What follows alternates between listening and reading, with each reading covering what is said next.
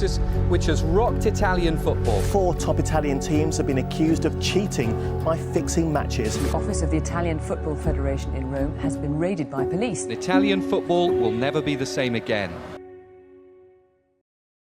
Итальянский футбол, красивая игра, красивый футбол, легендарные стадионы, великие клубы. И тень, которая стоит за этим всем десятилетиями. Тень мафии. Сегодня я вам расскажу, как криминальные мафии разрушали десятилетиями вообще итальянский футбол. От договорных матчей, от коррупции судей до фанатских движений и давления на клубы. Это как раз таки история о том, что деньги, что власть, что любовь своих фанатов к своему любимому футбольному клубу стала инструментом преступного мира. Поехали! Один из таких первых громких ударов по итальянскому футболу это как раз таки был скандал Татанера в 1980 году, когда игроки клуба были вовлечены в договорные матчи ради выигрышей на ставках. Игроков покупали, матчи контролировали, в итоге аресты, дисквалификации, тюремные сроки. Это был первый публичный сигнал, что футбол не только спорт, это рынок. И рынок, куда мафия пошла серьезно. Но самое страшное, что это был только разогрев. Кульминация тьмы. Кальциополе. 2006 год. Скандал, который потряс весь мир футбола. Что это такое? Это система манипуляций с судьями на высшем уровне. В центре руководители крупных клубов, чиновники, влиятельные люди. Судей назначали нужных, матчи заранее контролировались. Результаты. Ювентус лишен титула, клуб отправлен в серию Б, штрафы, дисквалификации. Это был момент, когда мир увидел, что итальянский футбол буквально заряжен коррупцией. И хотя официально это не всегда называли мафией, но по сути это была та же самая логика давления, связи и контроля. Ну а сейчас я нашел для вас очень интересное видео в ютубе, тоже в интернете, где-то искал. И короче наткнулся на такой момент, что есть в открытом доступе записи телефонных разговоров как раз таки этой мафии, которая просто рушила итальянский футбол. Поэтому давайте вместе с вами сейчас послушаем. Вот с этой фотографии как раз таки начинается операция, которую назовут офсайд. Такое кодовое название получила работа полицейских, результатом которой станет самый громкий скандал в истории итальянского футбола. А в нем будут подозревать Лучано Моджи, который умел за долгие годы работы на верхушке итальянского футбола заполучить контроль над ключевыми людьми, бывшим мэром Рима Франко Каррара, председателем итальянской федерации футбола Мацини, что немаловажно, и главой судейского комитета Паоло Бергамо. Заходят Моджи и Джерауда, и Моджи просто указывает пальцем на одного из лайнсменов. Антонио Джераудо, второй после Моджи человек в Ювентусе в то время. Это перехваченный полицией телефонный разговор между Пьетро Ингарджиоло и Тулио Ланезе.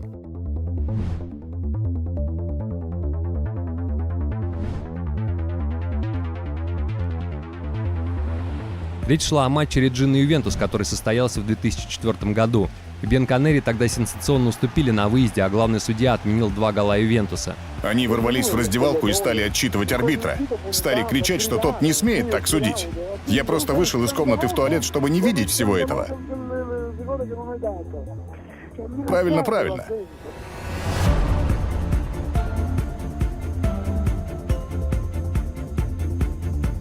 Но мафия работала не только наверху, огромную роль еще играли ультрас, группировки. В Италии многие фанатские объединения, это тесно связанные с преступными структурами. Вымогательство, торговля билетами, давление на клубы, контроль атмосферы на стадионе. Иногда ультрас буквально диктовали руководству, как клуб должен работать. А если руководство не слушается, начинаются угрозы, баннер, давление на игроков. Футбол превращается не в праздник, а в инструмент контроля и страха. Слушаю и я в шоке. Я реально в шоке. А сейчас вы послушаете запись разговора одного из главных людей в Ювентусе. Вот разговор главного тогда человека Ювентуса с Паоло Бергамо. Напомню, на тот момент именно Бергамо отвечал за назначение судей на матче серии А. Я все знаю. Инспектор матча мой хороший друг. Он рассказал мне, что вы заходили в судейскую после матча. Я знаю, что мне нужно сделать. Не переживайте, господин Моджи. Казалось бы, после скандала урок был усвоен, но нет. С развитием онлайн-ставок мафия получила новый инструмент. Сегодня расследования продолжаются. Появляются дела, связанные с нелегальными букмекерскими сетями, подозрительными матчами в низших лигах и влияниями на игроков. Даже звездные футболисты иногда оказываются втянутыми в истории со ставками, давление в зависимости, угрозы, мафия. Просто меняет инструмент. Но цель остается той же – заработать и контролировать. 17 апреля 2005 года Милан на выезде встречался с Сиеной и неожиданно проиграл 2-1. Бригада арбитров под руководством Пьер-Луиджи Коллина отменила спорный гол Андрея Шевченко, из-за чего Галлиани позвонил Манфредино Мартино, чтобы высказать свое мнение о том, как нужно судить его команду. Вы уже говорили с одним из двух этих лайнсменов, Бергамо и Мацей? Пайретто уже в Германии. Что они говорят? Они должны понимать, что в матчах Милана нужно трижды подумать, прежде чем поднимать флажок. Я запрещаю, просто запрещаю совершать им ошибки. Сейчас решающие матчи в лиге, и из-за них мы теряем важные очки. Да, я знаю, я все понимаю. И вот после всего, что вы услышали, после всего, что вы посмотрели, вы просто вдумайтесь, какая вообще мафия, какая структура была в итальянском футболе. И если мы сейчас вернемся в этот год, в это время, то представьте просто, что может быть сейчас. Если было тогда, то как сейчас. Просто намного сильнее все скрыто. Поехали смотреть дальше. Страдают болельщики, страдает репутация чемпионата, страдают честные игроки и тренеры. Футбол Италии один из величайших в истории, с этим никто не может поспорить. Но эта страна четырехкратных чемпионов мира, легенд, футбольной культуры, но из-за мафии и коррупции он снова и снова получает удар по лицу. Доверие уничтожается, и это самое страшное, что может быть в мире футбола и для его любимых фанатов их футбольных клубов.